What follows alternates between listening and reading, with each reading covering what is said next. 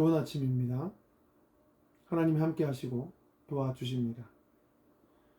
오늘 우리에게 주신 본문의 말씀은 누가복음 24장 50절에서 53절의 말씀입니다. 신약성경 142페이지입니다. 누가복음 24장 50절에서 53절의 말씀을 우리 다 한 목소리로 합독하시겠습니다. 예수께서 그들을 데리고 베다니 앞까지 나가사 손을 들어 그들에게 축복하시더니 축복하실 때 그들을 떠나 하늘로 올려지시니 그들이 그에게 경배하고 큰 기쁨으로 예루살렘에 돌아가 늘 성전에서 하나님을 찬송하니라. 아멘. 잠시 기도하겠습니다. 사랑과 은혜가 풍성하신 아버지 하나님 은혜에 감사합니다. 오늘도 살아계셔서 역사하시는 하나님을 우리가 눈으로 보고 또 삶으로 체험하며 귀로 듣기를 소망합니다.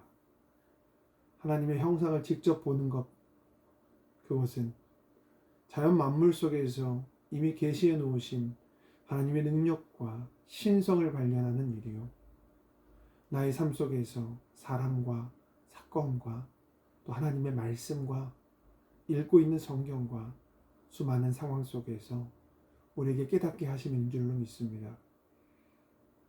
지각이 우준하여 눈이 있어도 보지 못하고 귀가 있어도 듣지 못하는 백성들 속에 하나님 우리에게 민감한 주의 영을 더하여 주셔서 하나님의 말씀을 보고 들으며 하나님의 얼굴의 영광의 아름다움을 경험하는 우리 모두의 하루가 되게 하여 주시옵소서. 예수님의 이름으로 감사하며 간절히 기도합니다. 아멘. 오늘은 영상으로 또 만나게 됩니다.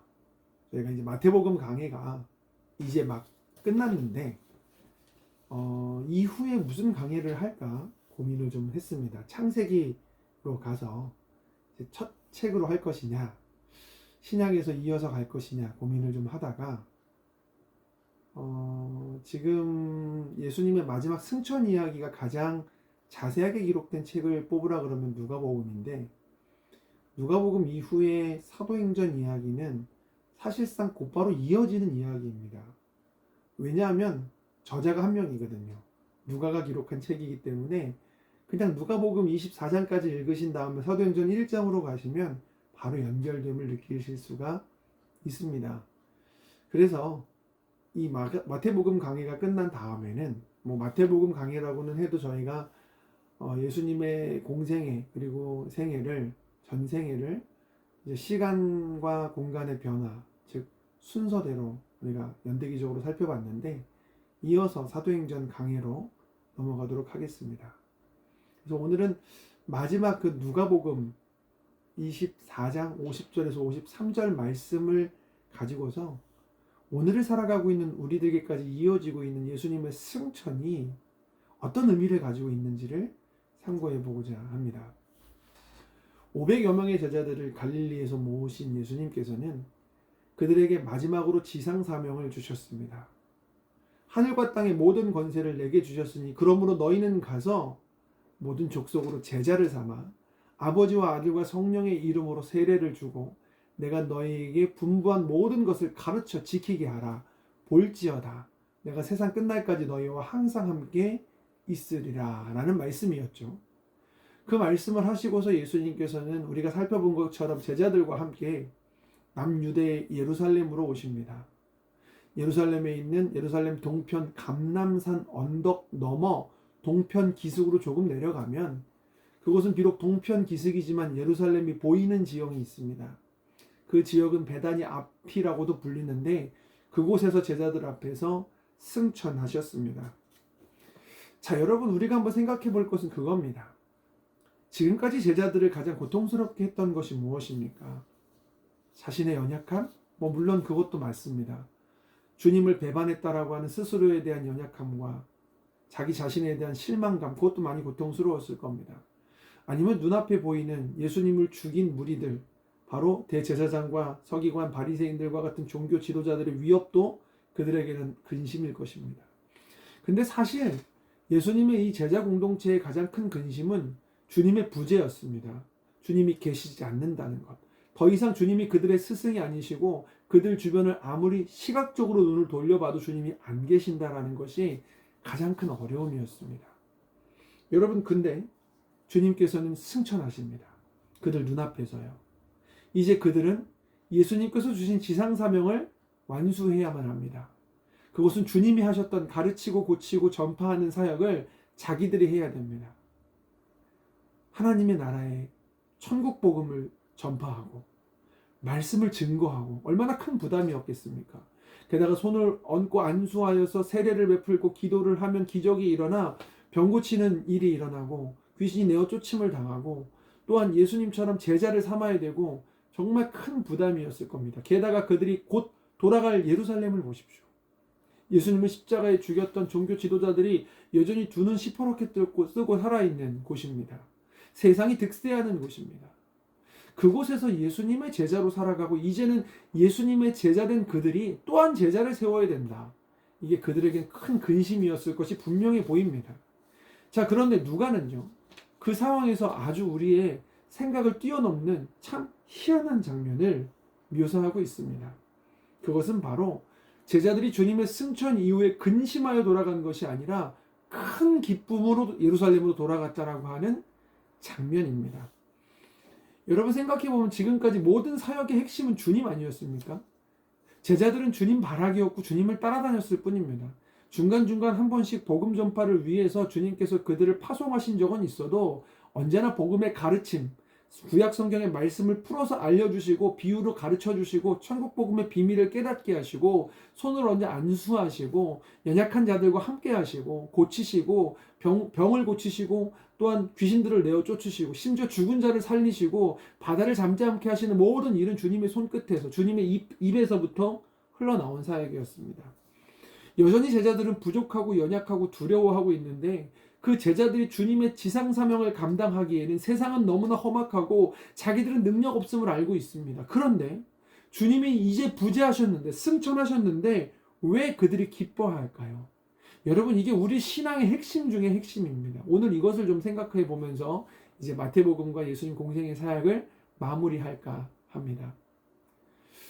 세 가지 측면에서 우리가 좀 생각할 것이 있습니다. 먼저 첫 번째는 이제 50절 말씀인데요. 50절을 주목해 보면 이렇게 기록되어 있죠. 주님께서 베다니 앞에 나아가서 그들에게 손을 들고 축복하시면서 이제 천국으로 하늘나라로 하나님 곁으로 승천하십니다. 우리는 이 장면이 그냥 무신경하게 지나가집니다. 아니, 물론 가슴에 뜨거워지죠. 주님이 축복해 주셨다라고 하니까. 근데 그냥 흔한 축복이겠지라고 생각합니다. 그런데요, 대제사장, 우리를 위한 대제사장, 이제 우리를 위해서 십자가에서 우리를 대신해서 하나님께로 나아간 대제사장이 예수님이라고 한다는 것이 그들 머릿속에 만약에 들어왔다면 이제부터 이 장면은 전혀 달라집니다. 그리고 그것을 깨달을 수 있는 이유는 그들이 유대인들이기 때문입니다. 이들뿐만 아니라 바울도 그렇고 훗날 이들은요, 예수님에 대해서 유대인들에게 각각의 회당, 지역의 디아스포라 회당에 가서 복음을 증거했고 그들이 돌아올 만큼 이들은 유대인으로서 예수님이 전하셨던 복음이 이제는 마음속에 하나하나 이해되기 시작합니다. 물론 그것이 폭발적으로 터져나온 것은 성령 충만 이유지만요. 예수님께서 손을 들고 축복하셨다는 장면을 예수님이 대제사장이라고 우리를 위해서 피 흘리신 그 어린 양이라는 사실을 깨달은 순간 머릿속에 그 장면에서 연상되는 게 뭐냐? 레위기 9장에 보면 아론이 처음으로 대제사장으로서 하나님께 제사를 드리고 나왔을 때 백성을 향하여 손을 들고 축복하는 장면이 등장을 합니다. 그 순간에 예수님께서 떠나시기 직전 그들에게 손을 들고 축복하시는 장면에서 제자들, 500여 명의 제자들은 바로 그 첫 대제사장이었던 아론의 축복이 떠올랐을 겁니다. 게다가요, 예수님은 축복을 하시고 끝나고 올라가신 게 아니고 51절을 보겠습니다. 축복하실 때에 그들을 떠나 하늘로 올려지시니 축복하실 때에 라고 기록되어 있죠. 헬라어 원문 시제를 보면은 예수님께서 그들에게 행하고 계시는 축복을 마치고 손을 내리신 후에 올라가신 것이 아니라 축복을 하시는 채로 하늘로 승천한 것입니다. 이해가 되시겠습니까? 예수님께서 제자들을 향한 축복의 손이 떨어지지 않은 채로 승천하셨다라는 겁니다. 이 의미는 항상 너희를 향한 복을 구하고 너희와 함께하고 있다는 그 약속을 지키겠다라고 하는 확증이 되었습니다.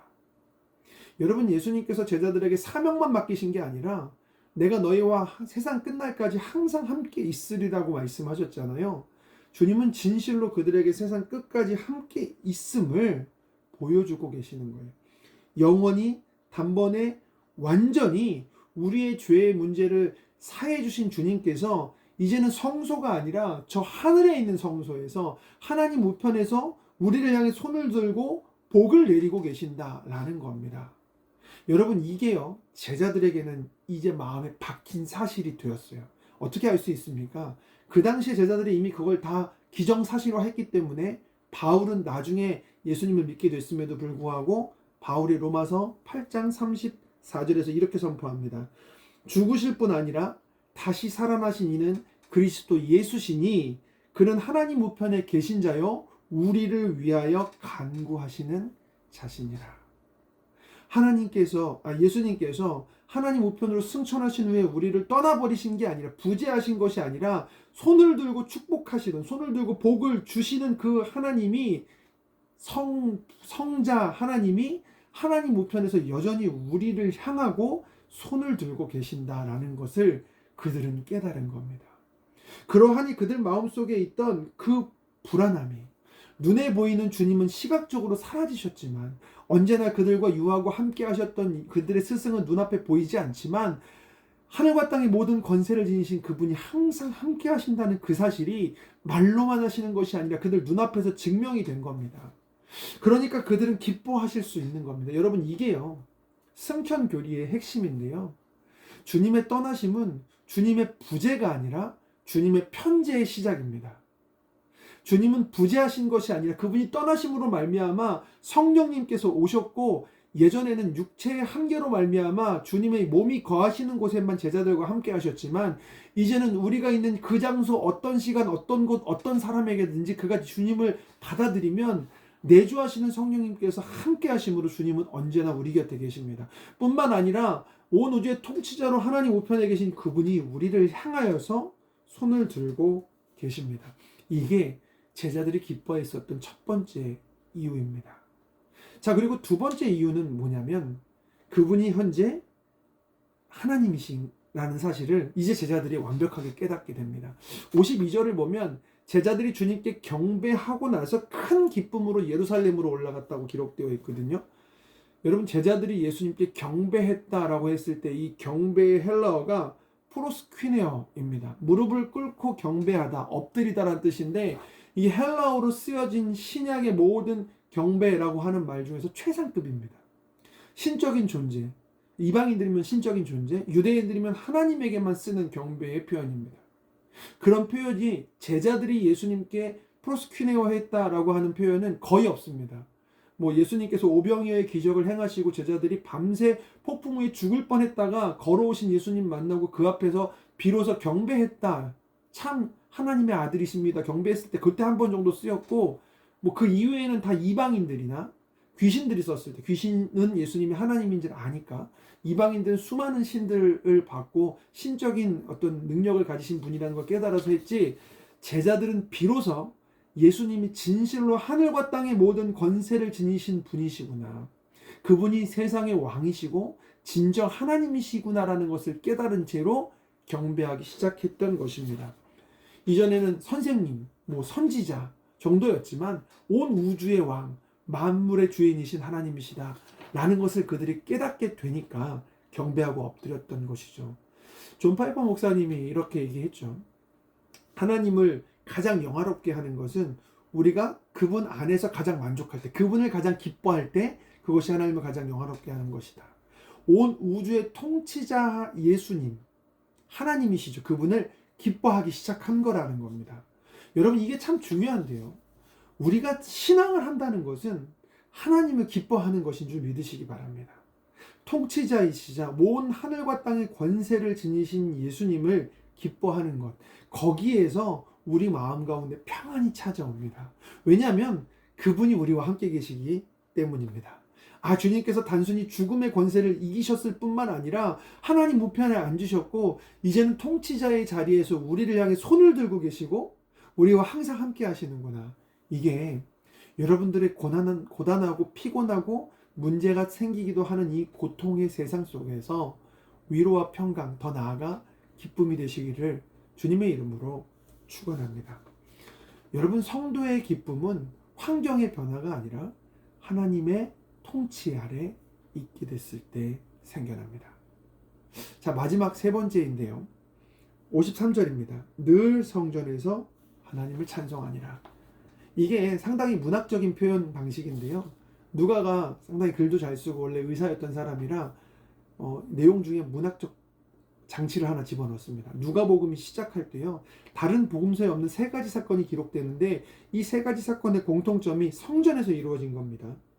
사가랴가, 제사장인 사가랴가 자기의 아들로 세례 요한이 오게 될 것을 들었을 때 그 장면이 성전에서 일어나게 되는 게 이 누가복음 1장이고요. 누가복음 2장으로 넘어가게 되면은 이제 생후 40일이 된 예수님이 속전의 대상이시고 또 뿐만 아니라 마리아가 40일이 됐기 때문에 정결례를 해야 되기 때문에 예수님을 데리고, 어린 아기 예수를 데리고 예루살렘에 있는 성전으로 가는 장면이 묘사가 됩니다. 마찬가지로 2장을 보면 12살이 된 예수님께서 이제 13살부터는 스스로 율법상의 성인, 그러니까 절기를 지키고 율법을 지켜야 되는 나이가 되기 때문에 그 부모와 함께 예루살렘 성전으로 유월절을 지키러 오는 장면이 묘사가 됩니다. 누가는 의도적으로 성전을 먼저 앞에 배치를 하고 마지막에 성전으로 끝내는 겁니다.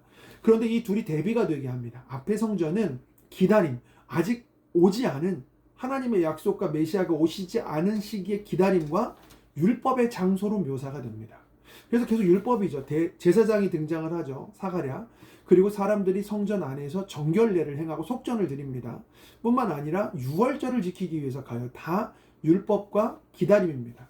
하지만 마지막은 이미 오신 예수님, 그리고 율법이 아니라 그 예수님이 진정한 구원을 이루신 우리의 왕이시라는 사실을 깨닫고 참으로 기뻐하여 예배하는 장면을 묘사하는 겁니다. 늘 성전에서 하나님을 찬송하니라. 성전이 진정한 마음에서부터 우러나오는 찬송의 자리가 된 겁니다. 누구로 말미암아? 예수님으로 말미암아. 사실 불가능한 일입니다. 얼마 전에 예수님을 죽였던 그 사람들이 있는 곳이에요. 제자들은 무서워서 문을 걸어 잠궜던 사람들이에요. 그들이 지금 함께 성전에서 늘 하나님을 찬양했다. 이 놀라운 것은 오직 하나님을 향한 기쁨에서 비롯된 겁니다. 그러므로 오늘 예수님께서 이 승천하신 주님으로서 우리에게 동일한 은혜를 베풀어 주십니다. 주님은 승천하셨지만 부재하지 않으시고 편재하시며 우리와 항상 함께 하십니다. 그분은 하늘과 땅의 모든 권세를 지니신 분이시고 그분은 왕이시고 하나님이십니다. 지금도 하나님 우편에서 우리를 향해 손을 들고 복을 내리고 계십니다. 이제 우리는 매일 매순간 우리의 삶 속에서 하나님을 기뻐하며 살 수 있게 되었습니다. 오늘 주님이 다시 오실 날을 기다리며 살아가는 우리에게 바로 이 마지막 순간에 예수님의 승천을 목도하고 달라졌었던 제자들과 같이 이전과는 다른 삶을 살아가게 되는 놀라운 변화가 있게 되시기를 주님의 이름으로 축원합니다. 기도하겠습니다. 거룩하신 아버지 하나님, 은혜에 감사합니다. 하나님을 사랑하는 주의 백성들의 삶 속에 하나님의 살아계심을, 또 하나님의 우리와 함께 계심을, 하나님의 전능하신 하나님 되시고 하늘과 땅의 모든 권세를 지니신 분이심을, 또한 그분을 찬양하는 내 삶이 가장 큰 기쁨이라는 사실을 오늘도 깨달아 알게 하시며 알게 된 그 삶을 살게 하여 주시옵소서. 예수님의 이름으로 감사하며 간절히 기도합니다. 아멘. 가지고 계신 기도 제목, 또 우리가 매일 아침 나누는 기도 제목 가지고 다 함께 소리내서 간절히 기도하겠습니다.